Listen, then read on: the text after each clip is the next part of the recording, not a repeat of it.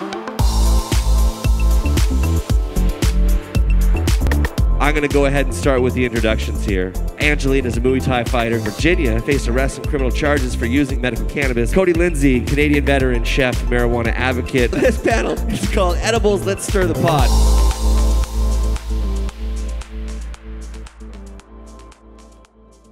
Let's get right to it.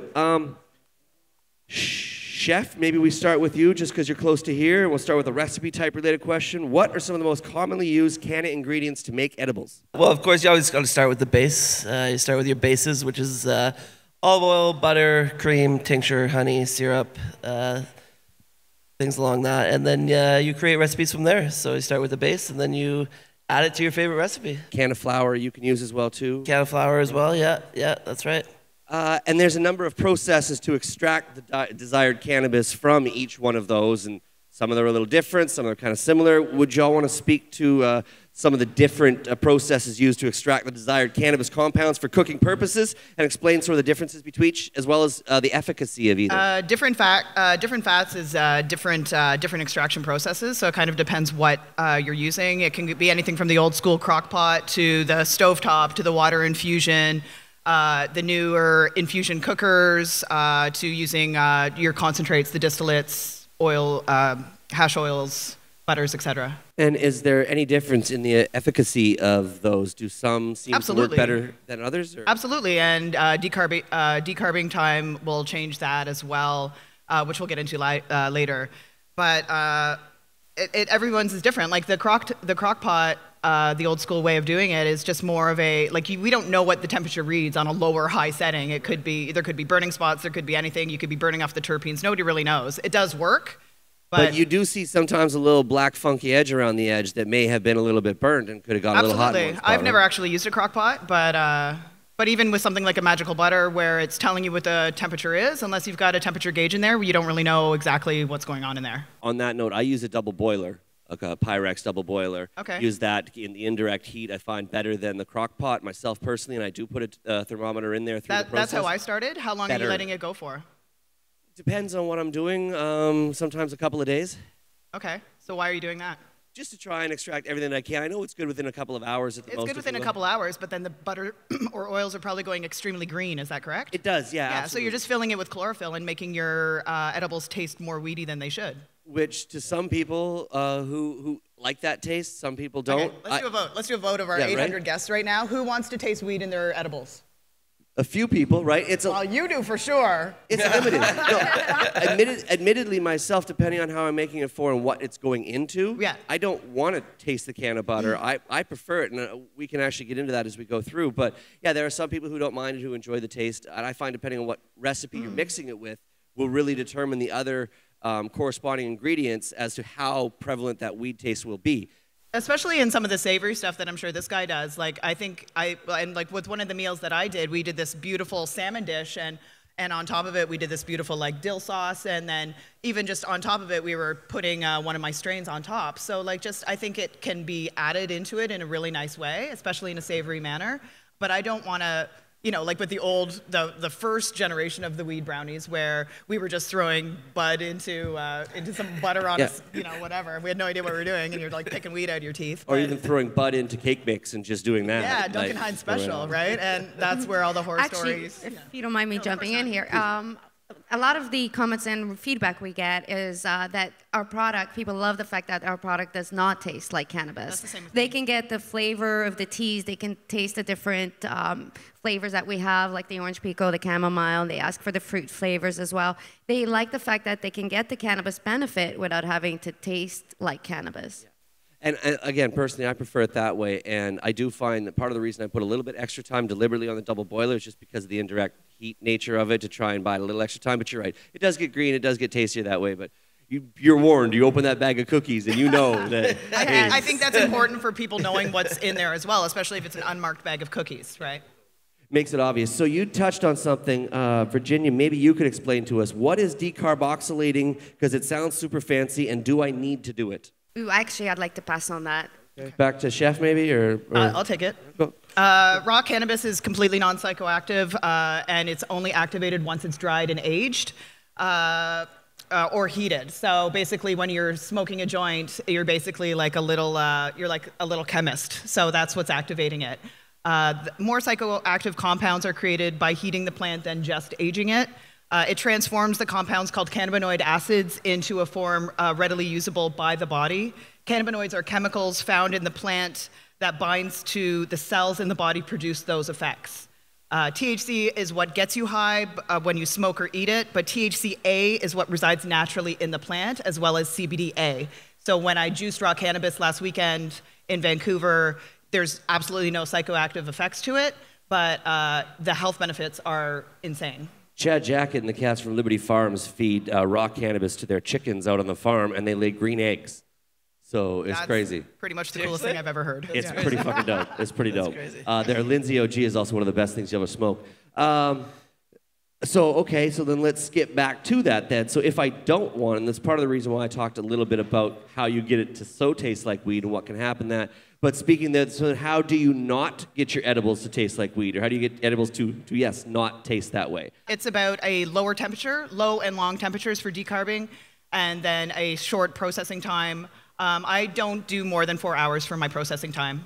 I find that I'm getting all of the activity out of it that I need to, and not those last minuscule percentages just won't come through. And yeah, we don't know, and we don't know any of it, milligrams, dosing, any of it without lab testing. So right. We can all guess, we can all picture milligrams. I have a general about, but there's the math equation, but yeah, same thing, right?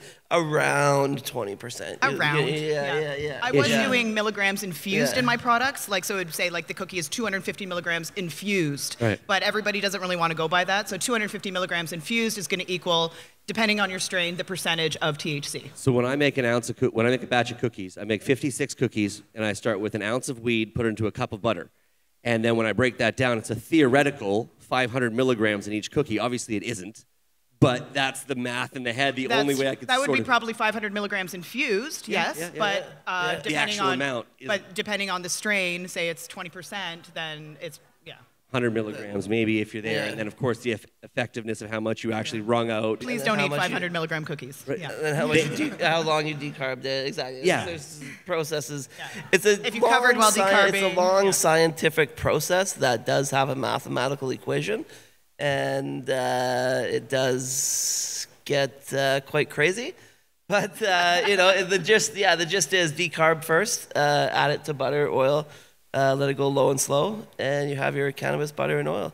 And again, the oil type is up to you if you want to get down to the scientific factors of it. There's different float points and where the THC cannabinoids are going to float in different oils and stuff like that, if you really want to get into the scientific aspect of it. But again, the oil choice or butter choice is up to you. Well, consistency is something that's very difficult to get 100%. Ongoing, I find. It doesn't matter how good your process is, it's about the plant as well. Absolutely. And getting the consistency with different plants, even if you're using the same breed over and over, from batch to batch, that will change. And that's the issues we're kind of having and trying to resolve. We think we may have a solution to this, and that's going to be coming, and of course we're going to patent that. But at the moment, we are having difficulty with keeping the consistency, even though we're using the same breeds, because we found it does change from batch to batch. Absolutely. I've also noticed a little bit just on a... So we're actually looking at a pharmaceutical nanotechnology that's actually being used currently for pharmaceutical products as a carriers to enhance the current products in the market. So we're looking at that technology to apply to THC. Of course, consistency in that use as well as consistency of the dough sometimes. I find if you use a little bit of weed butter in there, it's actually going to be a little oilier than the cookies are otherwise. So it's amazing the way that... And then things change with distillate too, and then if you use keef, then we've tried every process there was to try and come up with the most economical and, of course, consistent. Right. And we've played with pretty much everything. And, experimenting. Yeah, we've experimented. And I just got to say, and I was actually the tester. Yeah. It's a tough job. It's a tough job. I fell asleep many nights. She's like, you think it's fun? It's not fun. Yeah, right? Hard work out there. I was doing product research out back, I swear. Yeah. But actually, speaking to that one thing, there is other items, of course, the butters, the coconut oils, all that stuff is the most commonly used. But some of the new projects, like the distillates or clear, depending on how you know it as, those are flavorless extractions that, in theory, shouts to Moda. They make a product called a Clear Sphere, and it's infused with clear. Love it or hate it, whatever you want. But when you taste it, it just tastes like candy. There is no weed. There is no flavor because some of those other distillates that they're using now, some of the tinctures and stuff, don't have some of the flavors. So if you understand actually, they have adding, some of them are adding terpenes, flavored terpenes, just to have flavor because people enjoy that, you know. A lot of people don't want to have cannabis that's no flavor. It's no fun. You got to have a little bit of fun into that. Of course, they're also not always necessarily as readily available or accessible, and sometimes the price point on that harder to make and do at home. But a few different options as, so I like to see the technology changing, and good to see that there's more coming along the way, because let's face it, decarbing and cooking, and no matter how you take it out of, generally your house is going to smell a little weedy for the day while you're getting this on, right? Yeah. Like I've been killing skunks. Yeah. What the fuck is that? Actually, it's to the point where like my baking sheets, I have like the little silicone baking mats or whatever. One of them tastes like weed cookies and one of them doesn't. Still. With this nanotechnology, we'll be able to have our products, our dosaging very precise, and we'll be able to use a lot less to get the same effect. Because as a carrier, it's a lot more effective. So that is coming, and I see that as the future of cannabis, that's for sure, in edibles. So then how do you measure potency in-home recipes, and how can you be certain dosages labeled on purchased products are accurate is the next question. Only with lab testing. You can all guess. We can all have our roundabout we do our calculations. Of doses. Yeah, like we have calculations, but from one cookie to another cookie to another cookie, it might be all the same batch. I weigh out every single cookie. It's not going to mean that this one's going to be 22% THC and that one's not going to be 25 and that one's, you know, so we don't know that. Also depends on how many chocolate chips are in that batch of dough, whether you're getting more dough or more cookie ratio to, and of course what mood you're in, how you've eaten, how you slept, whatever. Like I can fade one of those crazy cookies. Water, liver metabolites, what I'm eating is going to be different than how it's affecting you. So should there not be standards in testing for potency as well as content? There should be testing for everything. Oh, there's got to be. Yeah, there's got to be. Accountability, responsibility, right? There needs to be an entire process of standard operating procedures for edibles makers. Make sure that we're not making things in basement apartments. To make sure that the concentrates that are being used are proper. Right. So it's just the same as any other food operating person. 100%. So like, you know, like whatever name brand of anything, like those food people have to go through certain regulations, and I want to go through those same regulations. No, that's the only way there's going to be safety in what we're doing. I believe in the craft cannabis market. I believe in the small micro brewer, if you will, too. Hallelujah. Right? Yeah. I believe in the fact that if you are willing to put yourself out there and reasonably responsible in accountability, that should be what your standards really should be. Hey, yes, I can stand behind my product. I'm not going to hurt you. I'm not going to poison you. There's nothing in it I believe in. It's creating trust, creating brand trust. Exactly. 100%. So moving on to the next one then, while we're talking about trust, how do you know if products you've bought from a dispensary, for example, have been made in a food-safe environment? You don't. You don't. You don't. You don't, yeah. You're rolling the dice. I've gotten sick off of them myself. Yeah. It's all trust. Yeah. Everyone has a bad edible story. Everyone has a bad edible story. So it's playing Russian roulette with those. I think it's about asking questions unless in your dispensary. you know the company yourself, and being in the tree, you get to know the people and the ones behind the companies, and then there's a bit of a brand trust. But yeah, it's a difficult process. And the other difficult part about this, it's not the company's fault. It's basically where we stand right now legally, because they can't really go out there and say, here we are, and this is how we're making things. They can't really show their production. I mean, myself, I'd love to show our facility. I'd love to show off our new equipment that we just got. I mean, we just automated it. How cool is that, you know? But we can't because of fear of being raided. Yeah. Well, and the fear of having all of this taken away. So we protect it very, very quietly, and we keep things on the down low with fear that, we could get raided. So a lot of edible companies can't go out there and be transparent. Some governments are actually blocking testing facilities from testing cannabis products. Absolutely. And then if you go ahead and set up the money to set up your own lab, they're not acknowledging those results, even if it was up to or better than their standards. I've had my products tested in like 5 different labs, and they all come back with different results. 100%. So the testing facilities still aren't standardized themselves. They still aren't standardized either. So. Well, and that's the other crazy thing. I saw a report come out from the States, and it has 130% cannabis THC in it. And it didn't.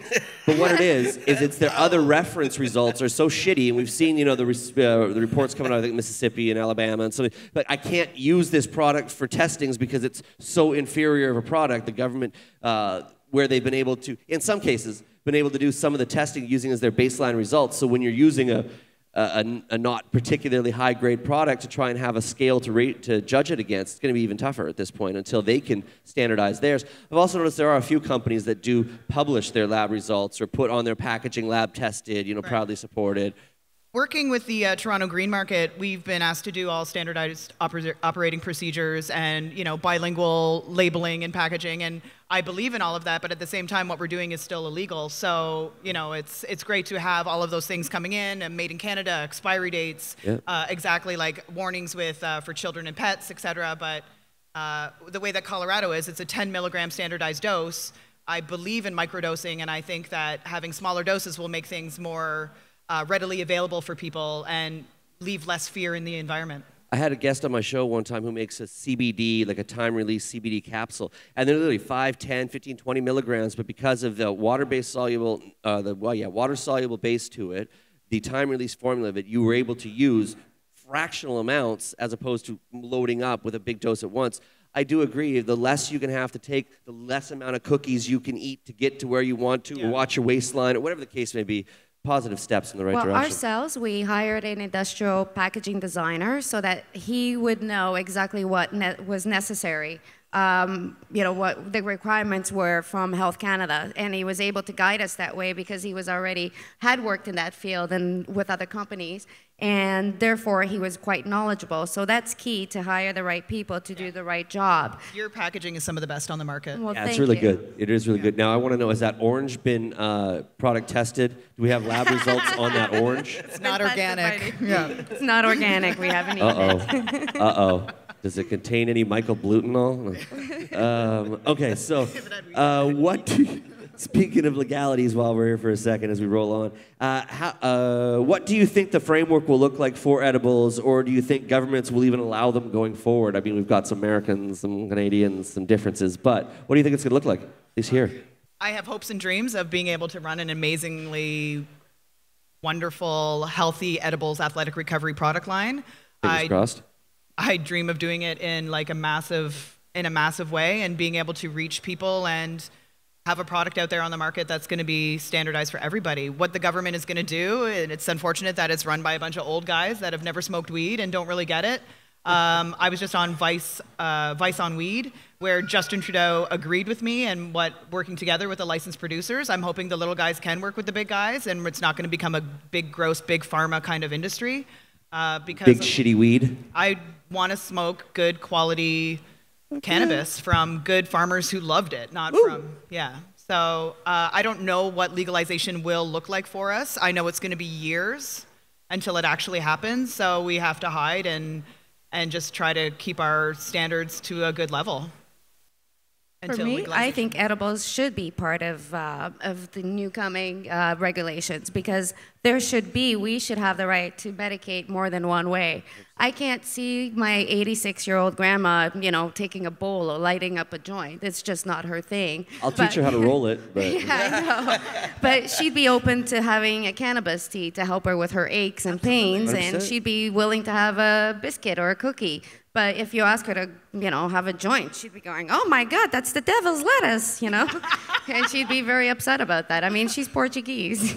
The madness runs rampant. And while you're at it, if you want to get a muffin, we can go smoke one after. But now we get into it. Now, here's the real serious questions, and the heaviest one here that a lot of people have probably asked in their mind when they've been like this: what do I do if I've eaten too much? Yeah. Sit down.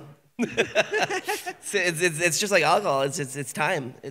You're gonna have your sneaky little tricks of orange juice and eating bread and lying down and having a cold shower, and it's gonna help slightly, but in all reality, it's time. You may feel like you're gonna die, but the worst thing could be happening is a little sweats, a little puking, and a little nap. About right, is it not? Actually, I've never had that. It's just more like a nap, drink some water, washes everything out, go for a nap, and you wake up, you're fresh again. It's not like, I mean, I'm not putting down alcohol. I also drink occasionally, but the effects, the side effects of that is prolonged. Definitely a lot longer recovery, that's for sure.